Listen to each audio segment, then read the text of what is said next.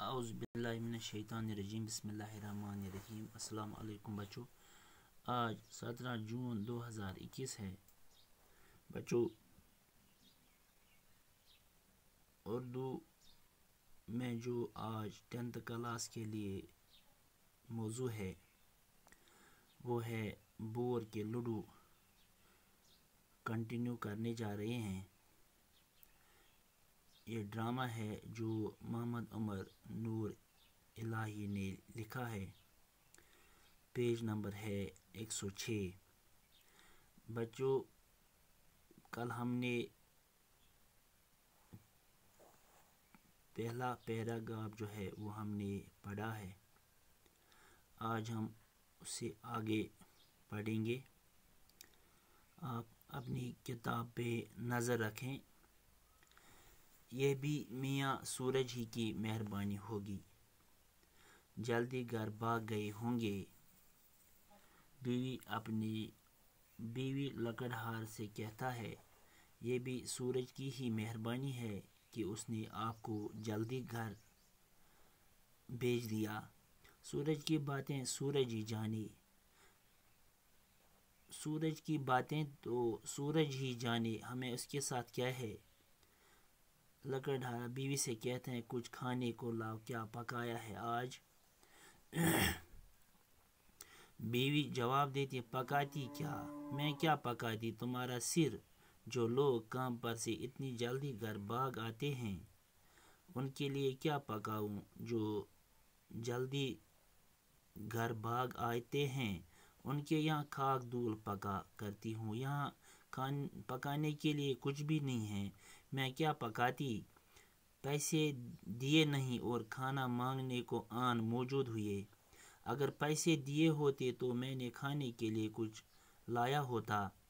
لکڑہار جواب دیتا، جو میں کماتا ہوں وہ آپ کو کے حوالے ہی کر دیتا ہوں، وہ لا کر تمہاری جھولی میں ڈال دیتا ہوں، اور کیا چاہتی ہو؟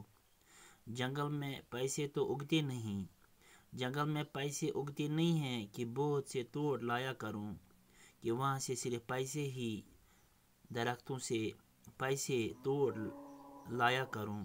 بیوی جواب دیتی، محنت کرو تو جنگل میں ہی پیسے اگنے لگیں۔ اگر محنت کرتے ہو، اگر محنت کیا ہو تو یہ کون سی بات ہے، پیسے جنگل میں ہی اگنے لگیں۔ مگر تم جیسے کامچور، تم تو کامچور ہے تو سونے کی کان سے بھی خالی ہاتھ آتے ہیں۔ آپ سمجھئے کہ آپ کامچور ہیں، اس لیے آپ سونے کے کان جو ہیں وہاں سے بھی خالی ہاتھ واپس لوٹتے ہیں۔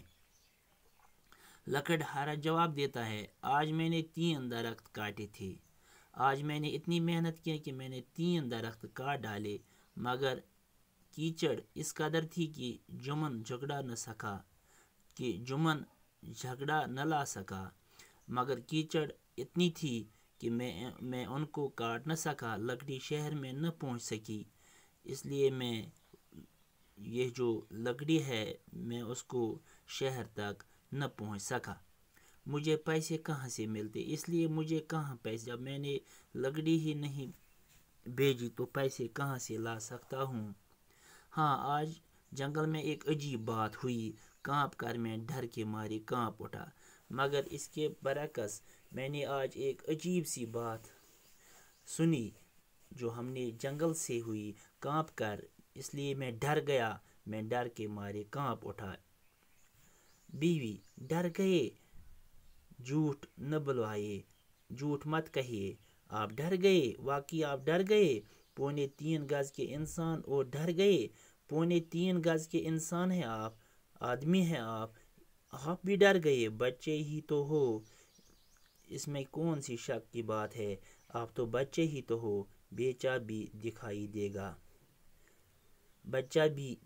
دے گا۔ لکڑہارا، کسی کی بات تو سن لیا کرو، آپ خامخواہ مذاق اڑاتے ہو، بات تو سن لیا کرو، معلوم ہے وہاں کیا ہو رہا تھا، آپ کو معلوم ہی نہیں ہے کہ وہاں کیا ہو رہا تھا۔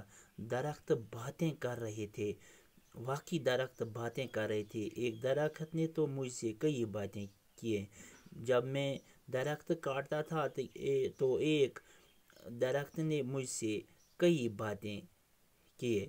بیوی درخت بول رہے تھے۔ بیوی نے جواب دیا، کیا درخت بھی بول رہے تھے؟